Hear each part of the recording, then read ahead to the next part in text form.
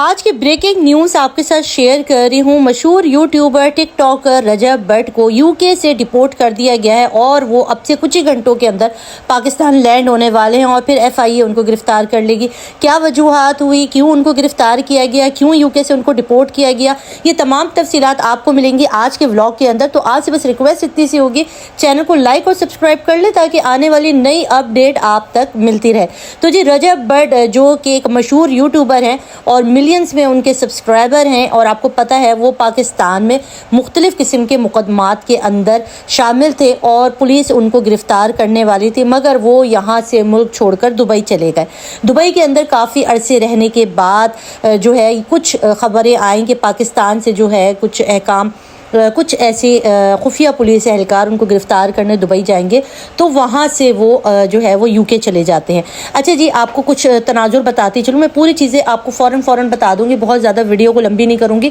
آپ کو کچھ چیزیں بتا دوں کہ اس وقت UK کے اندر امیگریشن کو لے کے، اسائلم کو لے کے، ویزا پالیسیز کو لے کے بہت سختی ہو گئی ہے اور کسی کا بھی بچپنا اور کسی کو بھی اسائلم مل جانا یا LIR مل جانا بڑا ہی اس وقت مشکل ہوا ہے۔ تو UK کے اندر یہ وزٹ ویزے کے اوپر گئے تھے، اب وزٹ ویزے کے اوپر ان کی جو ہے وہ مدت ویزا ختم ہوئی، پولیس نے ان کو گرفتار کیا۔ ان کے اوپر UK کے اندر کچھ ایسے کرائم تھے، کچھ ایسی ان کے اوپر دفعات آ رہی تھی جس کی وجہ سے ان کو گرفتار کیا گیا تھا، مگر جب UK پولیس نے ان مقدمات کو دیکھا جو کہ ان کے اوپر وہیں UK کے اندر لوگوں نے ان کے اوپر جو مقدمات درج کیے تھے اور کچھ شکایتیں ان کو موصول ہوئی تھی، جب ان کو دیکھا گیا تو وہ تمام چیزیں جھوٹی ثابت ہوئی، ایسا نہیں تھا۔ مگر انہوں نے جب ان کے ویزا پالیسی، جب آپ کو پتہ ہے کہ آپ کسی بھی ملک کا ویزا اپلائی کرتے ہو، خاص طور پہ UK کی بات کر رہی ہوں، اگر آپ UK کا ویزا اپلائی کرتے ہو تو وہاں پر آپ کو اس ویزا پالیسی کے اندر کچھ چیزیں ہوتی ہیں جس کو آپ کو فل کرنا پڑتا ہے۔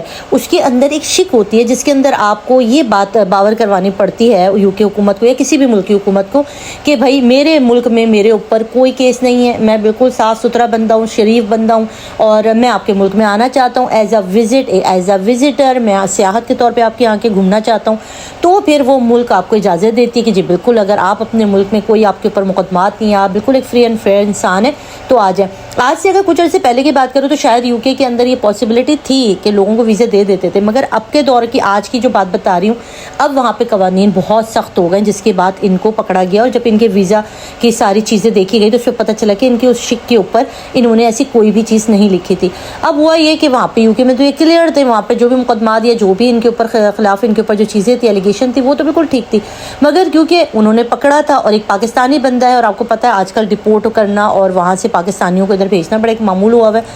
وہاں نے سے جو ان کے افسران تھے UK کے، انہوں نے کنفرمیشن کرنے کے لیے پاکستان کے ادارے جو ہے انویسٹیگیشن اداروں کو فون کیا اور کہا کہ ہم نے یہاں پر UK میں ایک آپ کا پاکستانی ہے جو کہ نامی گرامی یوٹیوبر بھی ہے، اس کی ایک جو ہے پہچان بھی ہے، لوگ ان کو جانتے بھی ہیں، ایک پبلک فگر ہے، ان کو ہم نے گرفتار کیا ہے، ان پہ کچھ کمپلین ہوئی تھی، کچھ ان کی چیزیں تھیں، تو آپ ہمیں بتائیے کہ یہ بندہ کیسا ہے، کیا اس کے اوپر کوئی ایکٹیویٹی تو نہیں ہے یا کوئی آپ اس کے اوپر کوئی مقدمات تو نہیں ہے۔